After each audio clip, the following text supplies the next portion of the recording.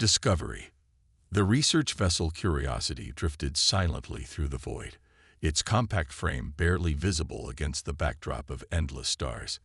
Commander Sarah Chen stood at the helm, her dark eyes fixed on the sensor readings that had drawn them to this remote corner of space.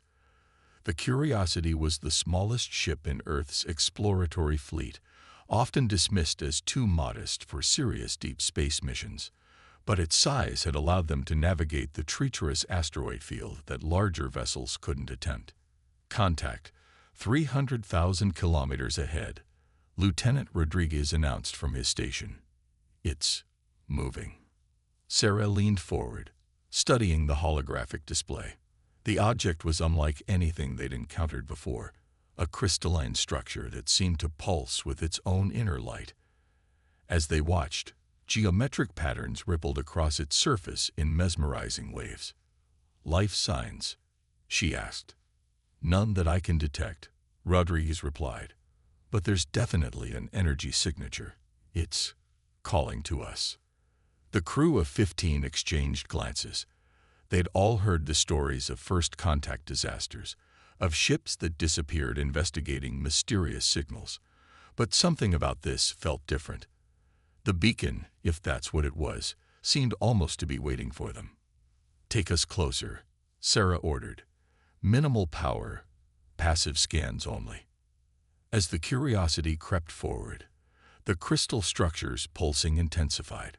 Suddenly, a beam of light shot out from its core, scanning their ship from bow to stern. Before anyone could react, a voice filled their minds, not sound, but pure thought transformed into understanding. "At last," it said, "the small ones have arrived." The voice belonged to an artificial intelligence that identified itself as the Guardian, left behind by a long-vanished race called the Predecessors.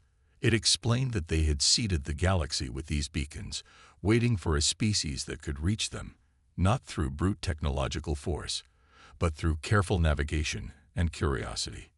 "Your ship," the Guardian observed, "it is primitive by the standards of many. Yet you have reached us where larger, more advanced vessels could not." This was the test. "Test?" Sarah asked. "For what purpose?" "To find those who might survive what comes. The great ships, the mighty fleets, they will be useless against it. Only the small, the adaptable, the clever will endure." The Guardian began to share its warning, flooding their minds with images of destruction on a cosmic scale. A force was moving through the galaxy, consuming everything in its path. Not an army or an empire, but something far worse, a fundamental flaw in the fabric of space-time itself, created by the reckless use of faster-than-light technology by the galaxy's most advanced civilizations. "The void tiers grow larger with each passing day," the Guardian explained. "The great ships of other races only feed their hunger. But you, your small vessels, your careful movements through space, you have found another way." Sarah felt the weight of this knowledge settle over her.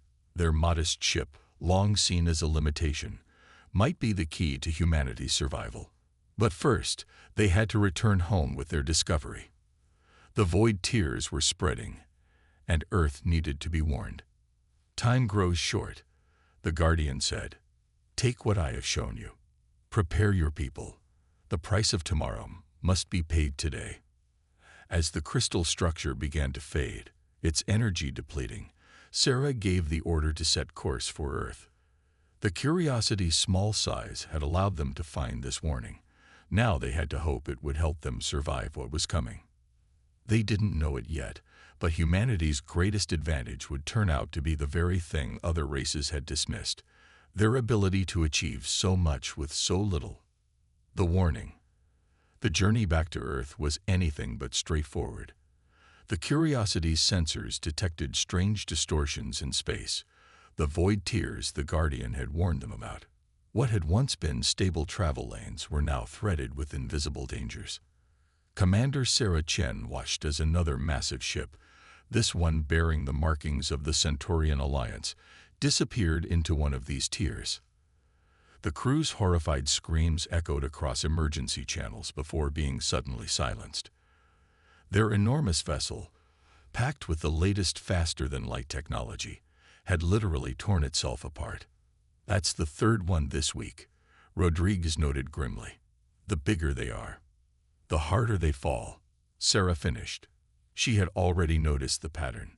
The larger the ship, the more vulnerable it was to the tears.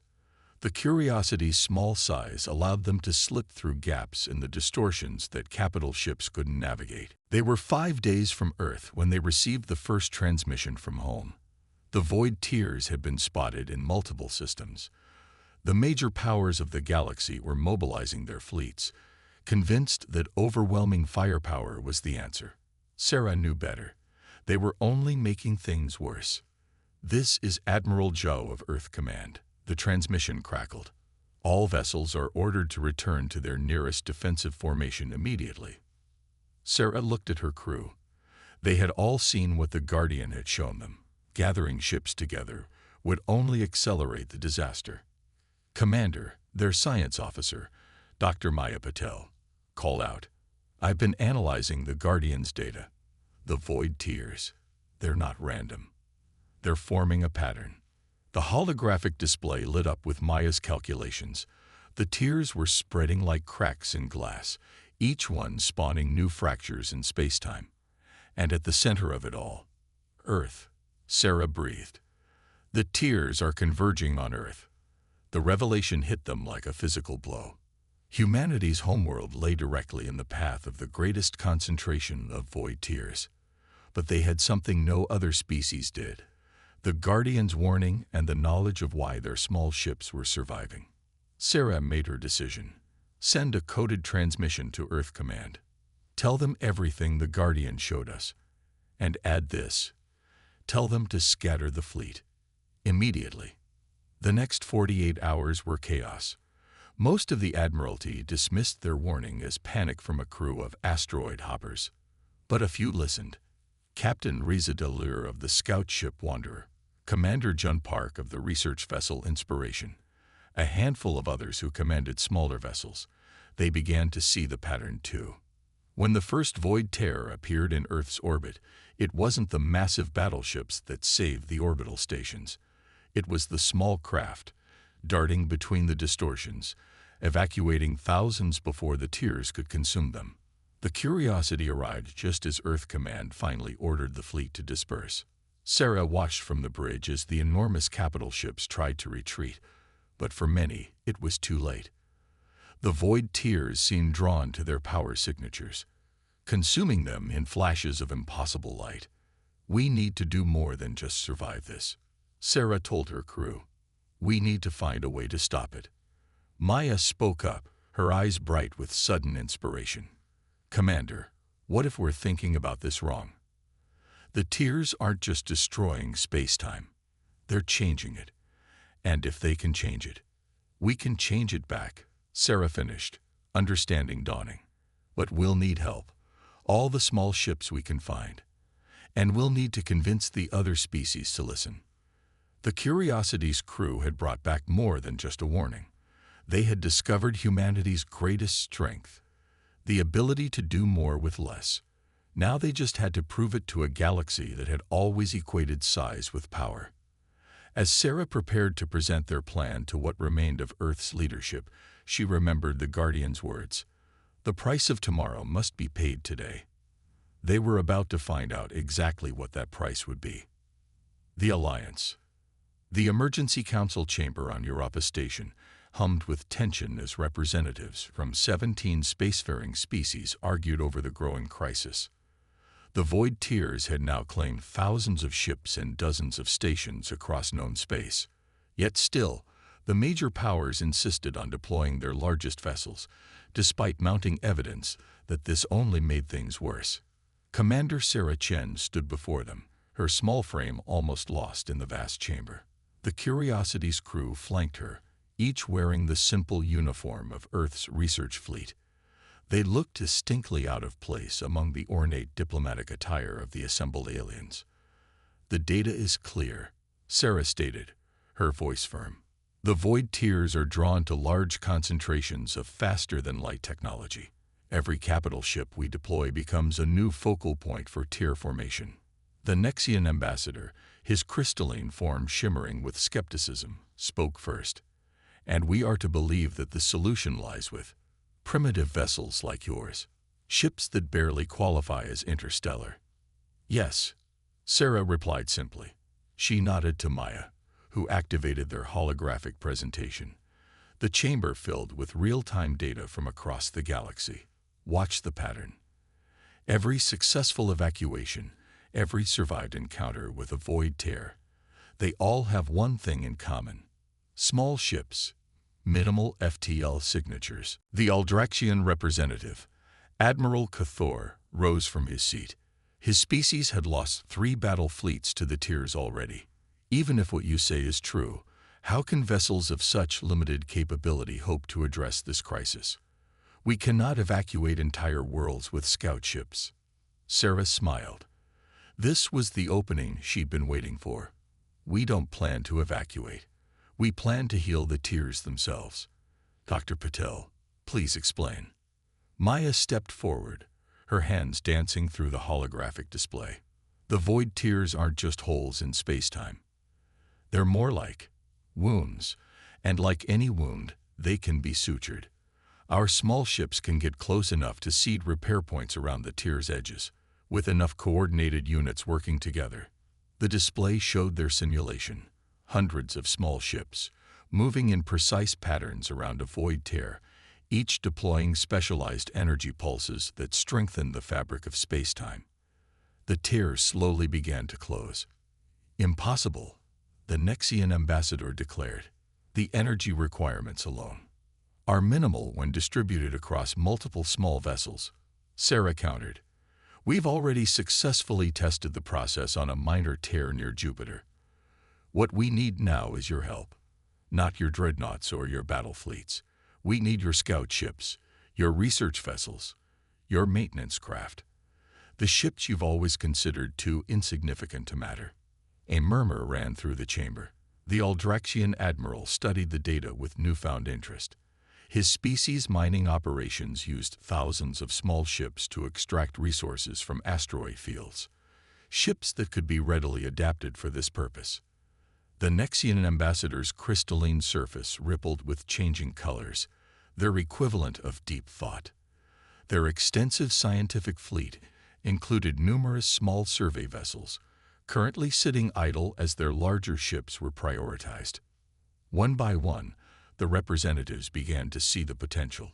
It wasn't just about the ships themselves. It was about changing their entire approach to space travel. The void tiers were teaching them a harsh lesson about the price of unchecked expansion and the pursuit of ever larger vessels. There's something else, Sarah added, her voice quieter now. The Guardian's data suggested that this has happened before. Other civilizations faced similar crises, the ones that survived. They were the ones who learned to think differently, to see strength in efficiency rather than size. The chamber fell silent as the implications sank in. They weren't just fighting to survive this crisis. They were being tested. The void tiers were nature's response to their reckless use of space-time itself. The solution wasn't to overpower them, but to work with the fundamental forces of the universe rather than against them. Admiral Cathor was the first to officially pledge his support. The Aldraxian mining fleet would be immediately repurposed for tier repair operations. The Nexians followed, then the others. Within hours, the first true interspecies cooperative effort was taking shape. As the council chamber emptied, Sarah felt a subtle shift in the air. The assembled species had arrived seeing humans as primitive, limited by their small ships and cautious approach to space travel. They left seeing those same traits as salvation. The real work was just beginning. They had the beginnings of a plan and a growing fleet of small ships. Now they had to prove that humanity's approach could save not just Earth, but the entire galaxy. The solution. The vast expanse of space around Alpha Centauri had become a choreographed dance of light and shadow. Thousands of small ships, human, Aldraxian, Nexian, and dozens of other species, moved in intricate patterns around the largest void tear yet discovered. Each vessel was barely larger than an ancient Earth submarine, but together they formed something unprecedented, a healing matrix for wounded spacetime. Commander Sarah Chen coordinated the operation from the Curiosity, which had been modified to serve as a command and control center. Dr. Maya Patel's calculations flowed through the holographic displays, guiding each ship's movements with microscopic precision. Phase 1 complete, Rodriguez reported. The tear's expansion has stopped. Sarah nodded, her eyes fixed on the swirling vortex of distorted spacetime before them. The void tear stretched nearly a light-year across, a massive wound in the fabric of reality. But for the first time since these phenomena began appearing, they had managed to contain one. "Begin Phase 2, she ordered. "All ships, initiate repair sequence on my mark." The fleet moved with perfect synchronization, each vessel releasing precisely calibrated energy pulses that strengthened the surrounding spacetime. The technique was based on Maya's insight that the tears could be stitched closed if approached correctly. Large ships couldn't get close enough without being torn apart, but smaller vessels could slip through the distortions, working the edges like surgeons suturing a wound. Suddenly, alarms blared across the command deck. Multiple new tiers forming. Rodriguez shouted, They're converging." Sarah watched in horror as dozens of smaller tiers began appearing around the main rupture. The massive wound they'd been trying to heal was actually a nexus point, a spot where the fabric of spacetime had been stretched to its absolute limit. "All ships, fall back to safe distance," she ordered. But even as the words left her mouth, she knew it wasn't the answer. Running away wouldn't solve this. They needed to think differently, just as they had from the beginning. "Maya," she called out, "what happens if we reverse the polarity of our repair pulses? Not trying to close the tiers, but to direct them." Maya's fingers flew across her console. "In theory, we could create a controlled cascade effect. Guide the tiers into each other instead of letting them spread randomly. But the timing would have to be perfect. One mistake, and we could make things exponentially worse." Sarah looked around at her crew, then at the readouts showing the thousands of small ships waiting for orders. They had come so far by trusting in humanity's ability to solve problems differently.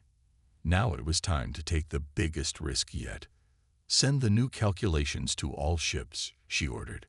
"We're going to heal this wound not by closing it, but by letting it heal itself." The plan was audacious. Instead of fighting against the tier's natural tendency to merge, they would guide that process, using their small ships to create a controlled implosion of spacetime itself. If it worked, the tiers would cancel each other out. If it failed, well, there wouldn't be anyone left to record the failure. As the fleet moved into position, Sarah remembered the Guardian's words about the price of tomorrow. Perhaps this was what it had meant, the willingness to risk everything on a solution that no one else would dare attempt. "All ships in position," Rodriguez reported. "Ready on your command." Sarah took a deep breath. "Begin final sequence.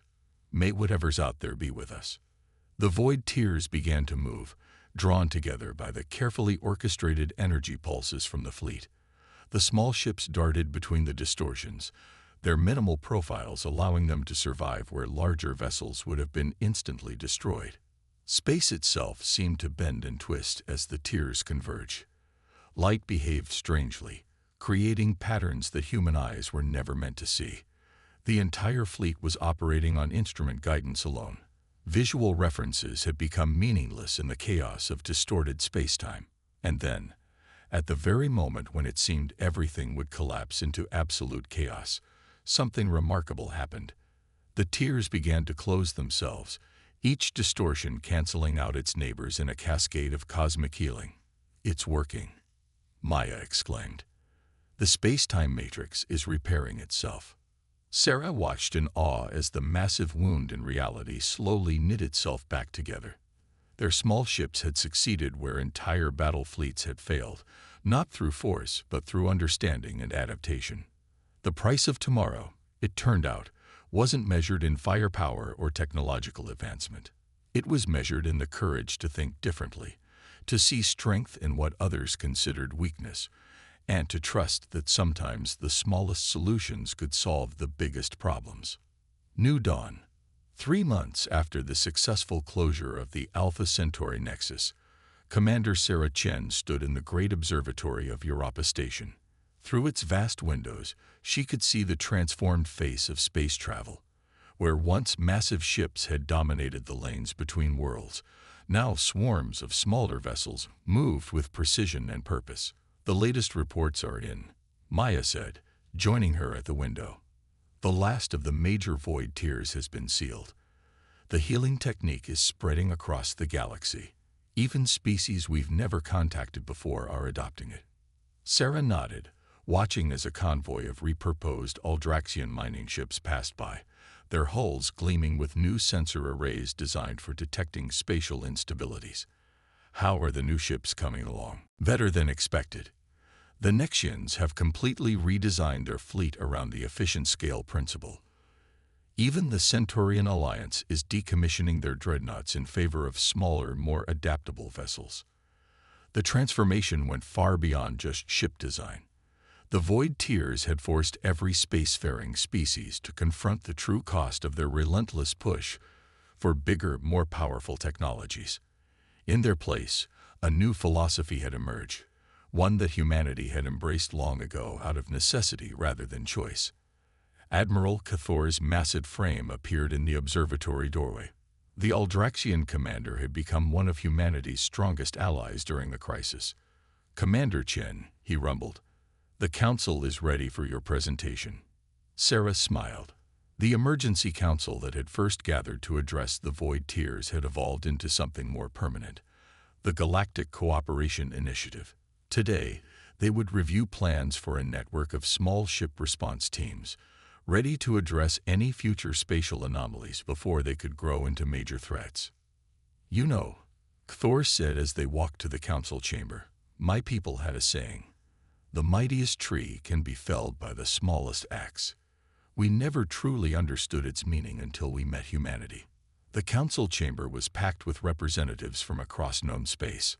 Sarah took her place at the podium, remembering how different it had felt to stand here months ago, trying to convince these same species to trust in humanity's primitive approach. "The void tiers taught us many things," she began, her voice carrying easily through the chamber. "They showed us the dangers of pushing too hard against the fabric of spacetime. They revealed the true cost of believing that bigger always meant better. But most importantly, they taught us that the greatest solutions often come from unexpected places." A holographic display activated, showing the new ship designs that would become the standard across civilized space. Each one incorporated lessons learned from the Curiosity and other human vessels, smaller, more efficient, working in harmony with the forces of space rather than trying to overwhelm them. "We stand at the dawn of a new era," Sarah continued. "One where we measure progress not by the size of our ships or the power of our engines, but by our ability to understand and work with the fundamental nature of space itself." As she spoke, Sarah's mind drifted to the Guardian's crystal beacon, still orbiting silently at the edge of explored space. Its warning had seemed like a prophecy of doom, but it had instead become a catalyst for transformation. The price of tomorrow had been paid not in destruction, but in wisdom. The Curiosity remained in service, now the flagship of a new class of vessels dedicated to exploration and spatial maintenance. Its small size, once seen as a limitation, had become a symbol of humanity's greatest contribution to galactic civilization. The understanding that true power lay not in domination, but in adaptation. As Sarah concluded her presentation, she looked out at the assembled representatives. The void tiers had nearly torn the galaxy apart, but in doing so, they had brought its inhabitants together in ways no one could have predicted. Humanity, the species that had learned to do more with less, had shown the way forward. The greatest discoveries, it turned out, didn't require the largest ships or the most advanced technology. They required only the courage to think differently, the wisdom to learn from failure, and the humility to realize that sometimes the smallest solutions could solve the biggest problems. In the end, that was humanity's true gift to the galaxy, not the technology to heal void tears, but the perspective to see that progress didn't always mean getting bigger. Sometimes it meant getting smarter, working together, and finding strength in what others saw as weakness. As the council chamber erupted in applause, Sarah caught Maya's eye and smiled. The price of tomorrow had been paid, and the future they had purchased was brighter than anyone could have imagined.